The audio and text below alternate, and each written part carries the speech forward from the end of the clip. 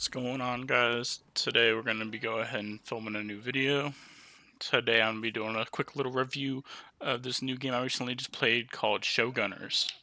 So the whole goal behind this series is I just wanted to kind of have a way to track how I work through my backlog of video games, and thought what better way than to kind of make a brief little review each time I complete a game.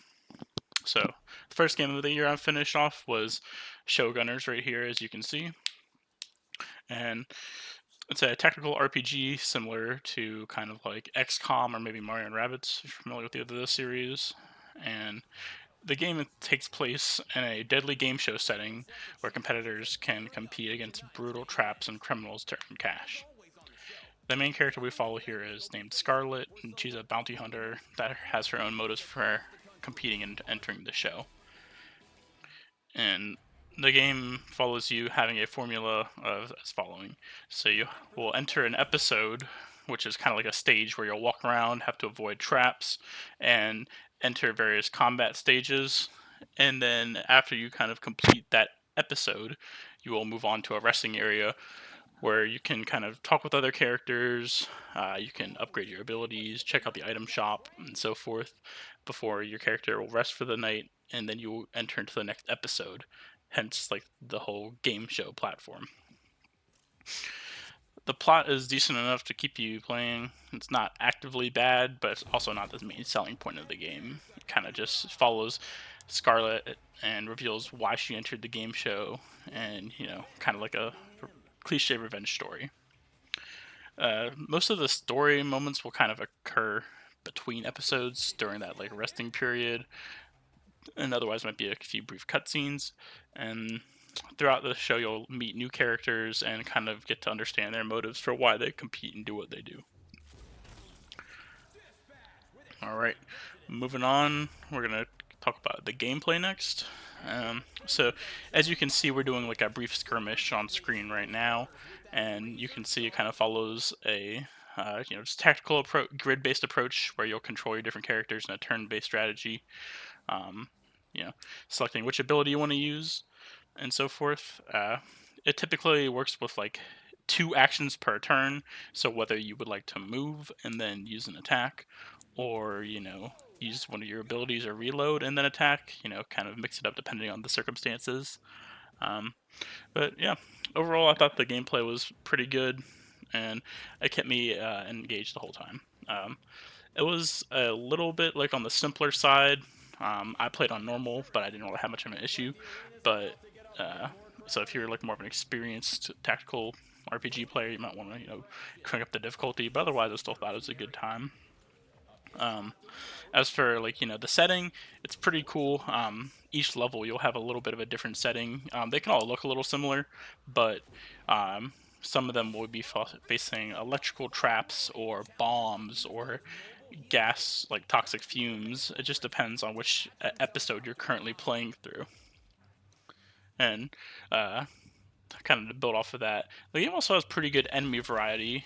Nearly every single episode, you'll be introduced to new types of enemies with different abilities, and it's beyond what you might think. Because even they have like the stereotypical types of characters, like they'll introduce a melee character or a sniper, but they typically will have more than one ability.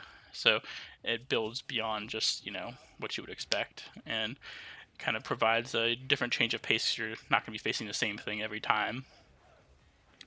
Another thing I enjoyed about the gameplay is due to the game show setting, uh, they have the game show host can kind of change up the challenge during combat, whereas you'll be entering a combat zone fighting against some of your adversaries, and then it'll cut to a new cutscene where it shows the game host deciding to up the challenge, whether that be releasing toxic gas into the stage or deploying explodable barrels around the stage. It just changes based on what episode you're in.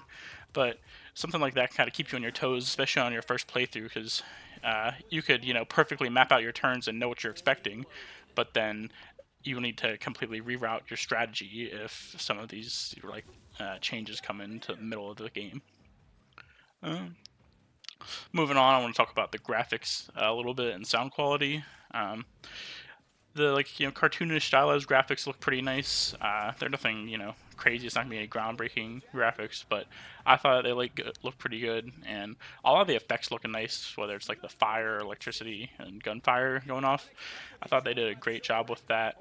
Um, yeah, just for to disclose, I played this game fully on my Steam Deck, and it had a good experience overall. It ran pretty well. I was able to play the whole thing without any major issues. I'll get into that in a little bit. A little bit further. But yeah, overall, if you're looking for a game to play on the Steam Deck and you like tactical games, I'd say this is a good one to pick up and kind of look into if the setting kind of piques your interest. Um, but keep in mind, it is a little bit of a mature game just because of the violence behind it.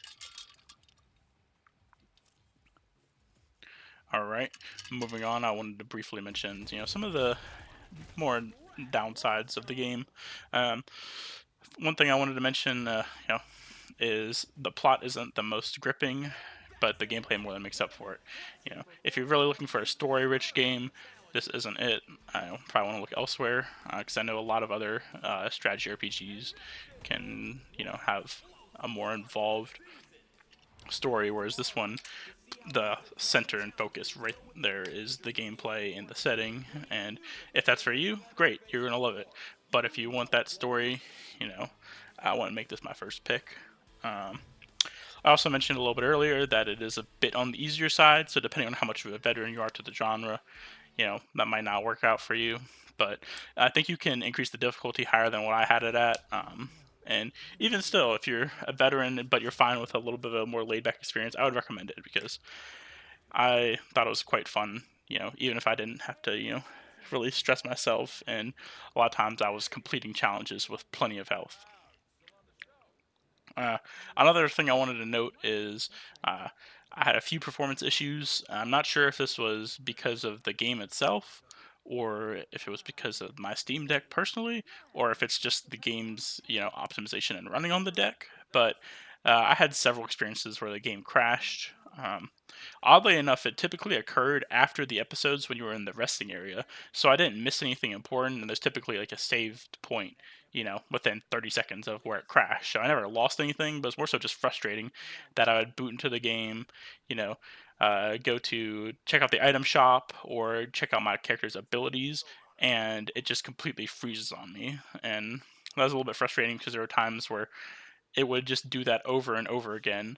And the best way around that I found was if I was in a loop where I try to upgrade my abilities or check out the shop and it would just freeze, is I would have to restart my system and then just boot and go into the next level and kind of progress a little bit before I tried to reopen those menus. Overall, I would recommend this game. It was a really fun start to 2024. I'm glad this is, the first game I was able to get to and fully complete this year. And I'm still pretty new to the tactics genre, especially something in this setting. Um, I have a little bit of experience, but I'm not certainly not a veteran. I've played a couple of Fire Emblem games. I've recently played the Advanced War reboot. I've played the first Mario Rabbids game, which was pretty fun, and this is probably the most similar to that in gameplay aspect.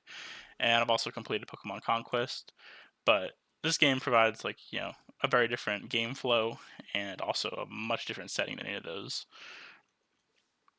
But yeah, overall, if any of this sounds interesting to you, I promise you would love it, and I do recommend it. I think you should check it out.